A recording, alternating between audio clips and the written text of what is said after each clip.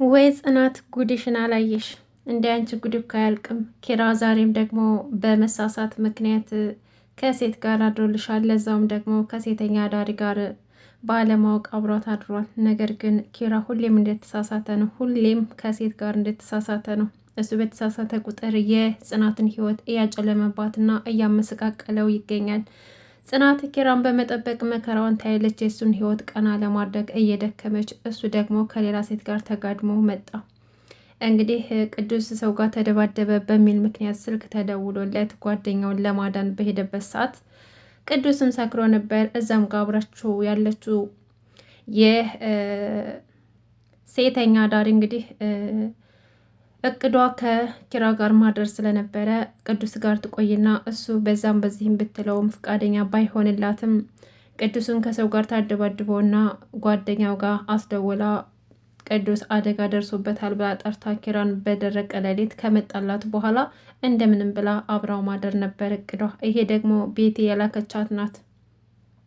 ይችን ሴተኛ አዳሪ እንግዲህ ቤቲ የድሮ ፍቅረኛው የኪራ ፍቅረኛ ናት የላከቻት ማለት ነው። በተባለችው መሰረት ኪራን እቅዷ ውስጥ አስገብታ ኪራ አብሯት እንዳድርና ጽናትና ኪራ እንዲለያዩ ለማድረግ ነው እቅዷ። እሱም ደግሞ አንድ ባንድ እያደረገችው ትገኛለች። ምክንያቱም ኪራ እንግዲህ አብሯት ካደረ በኋላ በሱም አልበቃትም። እዚህ ጋር የተፈጠረውን ነገር እርሹ ሁለተኛ ልታገኝ እንዳትሞክሪ ብሎ ገንዘብ ሰጥቷት ከሄደ በኋላ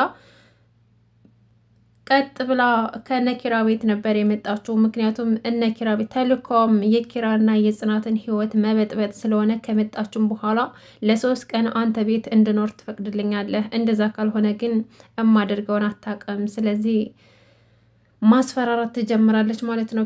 ኪራ ደግሞ ምንድን ነው የምትፈልገው አንቺ ሴትዮ? ደግሞ ቤቴን እንደታወቅሹ ምን እያወራሽ ነው? ጭራሽ የማይሆን ነገር አታውሪ፣ ያምሻል እንዴ? እኔ እኮ ባለትዳር ነኝ ቢላትም ባለትዳርማ እንደሆንክ ስሟ እስከሚያቅለሸልሽ ድረስ ነግረኸኛል። ነገር ግን እኔ የተከታተልኩ ነው እዚህ ድረስ የመጣሁት። ስለዚህ እኔ የምፈልገውን ነገር እንድታደርግ እፈልጋለሁ። ካልሆነ ግን አጽፋውን አትችለውም፣ የሚመጣብህን ነገር አትችለውም። ለስድቡም ለሁሉም ነገር ትደርሳለህ። ስለዚህ ግዴታ ነው 3 ቀን አብሬ ከአንተ ቤት እንድኖር ትፈቅድልኛለህ። እንደዛም አድርገው ደግሞ የሚከታተሉ ሰዎች ከአይናቸው እስከምሰወር ድረስ ለ3 ቀን አንተ ቤት መቀመጥ አለብኝ ብላ ታስገድደዋለች።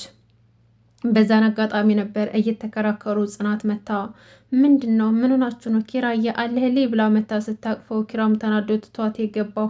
ተከተለችና ያች ሴትም አብረው ቀጥ ብላ እቤቱ ድረስ በድፍረት ምንም ነገር ሳትፈራ ቀጥ ብላ ተከትለው ገባች። ጽናት ግን እየተፈጠረ ያለው ነገር ግራ አጋብቷት ነበር። ሰላም ሰላም፣ ውድና የተከበራችሁ የቻናል ቤተሰቦች እንዴት ናችሁ? ደህና ናችሁ ወይ? ለዚህ ቻናል አዲስ ከሆናችሁ ሰብስክራይብ ማድረጋችሁ እንዳትረሱ፣ እንዲሁም ነባር ቤተሰቦች የቻናሌን ላይክ አድርጉ። ቪዲዮውን ላይክ ያደርጋችሁ ሀሳብ አስተያየታችሁን ግለጹ። እንግዲህ ዛሬ ጽናት ድራማ ክፍል 79 ይዤ መጥቻለሁኝ። ቪዲዮውን እስከ መጨረሻው ድረስ ተከታተሉኝ። በዛሬው ክፍል እንግዲህ ቅዱስ የሆነ መጠጥ ቤት ሄዶ እየጠጣ ያለ ስለ ቤተሰቦቹ እያሰበ ቤተሰቦች ትታችሁ ከሄዳችሁ እኮ አመታት ተቆጠሩ፣ 5 አመት ሆነን፣ እንዴት ነው ብቻዬን የብቸኝነት ስሜት ሊገለኝ ነው እያለ ስለ ቤተሰቦቹ እየተጨነቁ ያቺ ጨካኝ ሴት መጣችና አብራው ልታወራው ትሞክራለች። ውሸቷን፣ ያልተፈጠረ ነገር ሰዎች እየተከተሉኝ ነው፣ እያሳደዱኝ ነው፣ ከስተመሮችን ስላበላሸውባቸውና ስለወሰድኩባቸው አሁን ሊገሉኝ ወይም ደግሞ ሊያሰቃዩኝ ይፈልጋሉ። ስለዚህ አንተ ልክ እንደ ከስተመር ሆነህ ይዘኸኝ ውጣ ስትለው ቅዱስ ደግሞ ፈቃደኛ አልነበረም፣ ሊያግዛት አልፈለገም። እነዛ ሰዎች ተከታትለው ቅዱስን ሊደበድቡት ይሞክራሉ ማለት ነው። ከዛም በኋላ ሰዎቹ ሲደበድቡት ስልኩን ታነሳና ለኪራ ትደውልለታለች። እሷ ተልኳ ኪራን ወጥመድ ውስጥ ማስገባት ነበረ ፍላጎቷ እንጂ ቅዱስን ፈልገው አይደለም። ምክንያቱም ቤቲ ስለሆነች ላከቻት። ከዛም በኋላ ቅዱስ በማያውቀው ነገር እሷ ደውላ ኪራን ከጠራችሁ በኋላ ኪራ ተኝቶ ነበር ከጽናት ጋር ሌሊት ነበርና እሺ መጣው ብሎ ስለ ጓደኛው ችግር እንደደረሰበት አደጋ እንደደረሰበት እና ሰው ጋር እንደተጣላ ሲሰማ በዛ ደረቀ ሌሊት እየሮጠ ወደ ጓደኛው ዘንዳ ይሄዳል። ከሄደም በኋላ ሲያቸው እዛ እየጠጡ ነበር። ደህና ነህ ቅዱስ? ምን ሆነህ ነው? ምንድነው የተፈጠረው? እያለ ሲጠይቀው የተፈጠረውን ነገር ለማስረዳት ይሞክርና በቃ አሁን ቁጭ በልና ጠጣ እያሉ ይጋብዙታል። ከዛም በኋላ ኪራ ምንም እንኳን እዛ መጠጣትና መቆየት ማምሸት ባይፈልግም ቅዱስ ራሱ አልተጫነውም ነበር፣ ግን ልጅቷ መጠጣት እንዳለበት ትገፋፋዋለች። ከዛም በኋላ መጠጥ ይጠጡና ኪራ በጣም ሰከረ፣ ቅዱስም ሰክሯል። ልጅቷም ደግሞ ያስመሰለች ነበረ። ከዛም በኋላ ከመሸ በኋላ ወደ ቤታቸው ሲመለሱ እንግዲህ ቅዱስ መኪና ስላለው ከፓርኪንግ አውጥቶ መኪና ውስጥ ከሚያመጣ ድረስ ኪራና ልጅቷ የሴተኛ ዳሪዋ አብረው ይቀራሉ። ከዛም በኋላ እኔ እኮ ባለ ትዳር ነኝ መሄድ ይኖርብኛል፣ ጽናቴ እየጠበቀች ነው፣ ትጨነቃለች እያለ ስለ ጽናቴ ያወራታል። እሷም ደግሞ ኦ በጣም ይገርማል፣ በዚህ ሰዓት ወጣት ለዛውም ደግሞ ቆንጆ ሆነህ ወጣቱ ነህ፣ በዚህ ዘመን ለትዳርህ ታማኝ ሆነህ በጣም ያስገርመኛል እያለችም ታደንቀዋለች። በቃ አሁን መሄድ አለብኝ እያለ ቢላትም እሷ ግን ቅዱስ እስከሚመጣ ድረስ የትም መነቃነቅ እንደማትፈልግ ነገረችው። እሱም ደግሞ በጣም ሰክሮ ስለነበር ራሱን እንኳን መቆጣጠር አልቻለም ነበር ኪራ። ከዛም በኋላ ሲጠብቁት ቅዱስ ሊመጣ አልቻለም፣ ምክንያቱም እሱም እዛው መኪና ውስጥ ተኝቶ ስለነበረ። ከዛም በኋላ እንግዲህ ያው ሲቀርባቸው በቃ እዚህ የማውቀው አንድ ያልጋ ቤት አለ፣ እዛ ውስጥ ትወስደኛለህ አለችው። ኪራ ደግሞ አንቺ ያምሻል እንዴ? እኔ ልወስድሽ አልችልም፣ አሁን በቃ ሂጂ ይላታል። እሷም ደግሞ በጣም እንደምትፈራና እነዛ ሰዎቹ እየተከታተሏት እንደሆነና ሊከላከላት እንደሚገባ ነገረችው። ኪራም ደግሞ እሺ በቃ እንሂድ አለና ይዟት ሄዳል። ይዟት ከሄደ በኋላ ግን የተፈጠረውን ነገር ምንም ነገር አያውቅም። እዛ ከገባች በኋላ ኪራን አብራው አሳድረዋለች። ጧት ሲነሳ ግን ሌላ ነገር ነበር የተፈጠረው። ራሱን ከልጅቷ ጋር ነበር ተኝቶ ያገኘው። ምንድነሽ? ማነሽ? ምንድነው ፈልጊው እያለ ቢጮህባትም እሷም ደግሞ አብረው እንዳደሩና ማታ ላይ አድናቆት ሲሰጣት የኔ ፍቅር እያለ ሲገልጽላት እንደነበረ ነገረችው። ኪራ በጣም ደነገጠ። ወይኔ ጽናቴ ጉድሽን አላየሽ አለ። በቃ እኔ ሁልጊዜ እንድትሳሳትኩ ነው፣ ምንድነው ያደረኩት እያለ በራሱ ላይ ይሳሳታል። ጽናት ደግሞ በደረቀ ሌሊት ስለሄደ ኪራ በጣም ተጨናንቃ ስልክ ስደውል ስታፈላልግ፣ እንዲሁም ደግሞ ለኪብሮም ነግራው ስትጨናነቅና ስታፈላልገው ነበር። ግን ስልካቸው ሊሰራላት አልቻለም። የቅዱስም የኪራም ማለት ነው።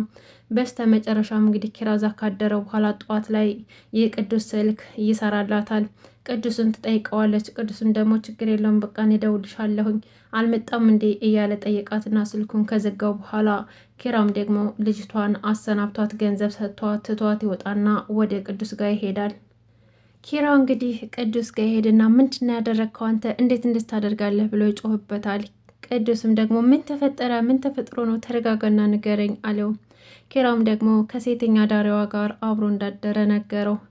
ቅዱስም ሳቀበት። ደግሞ ትስቃለህ እንዴ? በዚህ ምን ያስቃል ብሎ ሲለው አይ አንተ እኮ ነው ያሳቀኝ፣ አባባልህ እኮ ነው ያሳቀኝ አለውና በቃ አሁን እንሄድ ቶሎ ውሰደኝ አለው። ከዛም በኋላ ተያይዘው ወደ ቤት ይሄዳሉ። እዛ ቤት ከሄደ በኋላ ግን እንደጠበቀው አልነበረ። ምክንያቱ ያች ሴት እየተከታተለችው እቤት ድረስ ሂዳ ልክ ቤታቸው ሲደርስ በሩ ላይ ነበር ያገኛት። አንቺ ደግሞ ዝም ትሰሪያለሽ? በየት በኩል ብለሽ ቀድመሽ የመጣሽ አላት። እሷም ደግሞ የመጣሁት እንኳን በጣም ስላናደድከኝ ተከትዬህ ነው የመጣሁት አለችው። እንግዲህ አንድና አንድ አላማ ኪራን ወጥመዷ ውስጥ አስገብታ ኪራን መጉዳትና ትዳር ማፍረስ ከጽናት ጋር ማለያየት ነበር ተልኮ እና እንደፎከረችውም አደረገችው። አሁን እሷ የምትለውን የማይሰማ ከሆነ ህይወቱ እንደምታበላሽበት ነገረችው። ምንድን ነው የምትፈልጊው? ገንዘብሽ እንደሆነ ሰጥቼሻለሁ አላት። ኧረ እባክህ አንተ የሰጠኝ ገንዘብ እኮ እንኳን ለሌላ ለቁርስ የማይበቃ አለችው። እሺ ገባኝ፣ ገንዘብ ከሆነ የምትፈልጊው እጨምርልሻለሁ፣ ብቻ እዚህ አይንሽ ማየት አልፈልግም፣ ሂጂ ከዚህ አላት። ከዛም በኋላ ኧረ እባክህ አንተ ትቀልዳለህ እንዴ? እነዛ ሰዎች እኮ እየተከታተሉኝ እንደሆነ ታውቃለህ። ስለዚህ አሁን ካንተ ገንዘብ ሳይሆን የምፈልገው እማርፍበት ቤት ነው የምፈልገው አለችው። እሱም ደግሞ ኪራ በጣም ስለተናደደ እነሱ እንኳን ባያገኙሽ እኔ አስቀድሜ ነው ምደፋሽ አላት። ከዛም በኋላ እንደዛው እየተጨቃጨቁ ጽናት ትመጣና በሩን ክፍት አድርጋ እንዴ ኪራ እየመጣልኝ እንዴ ንጌታ እንዴት ነህ እያለች አቀፈችው።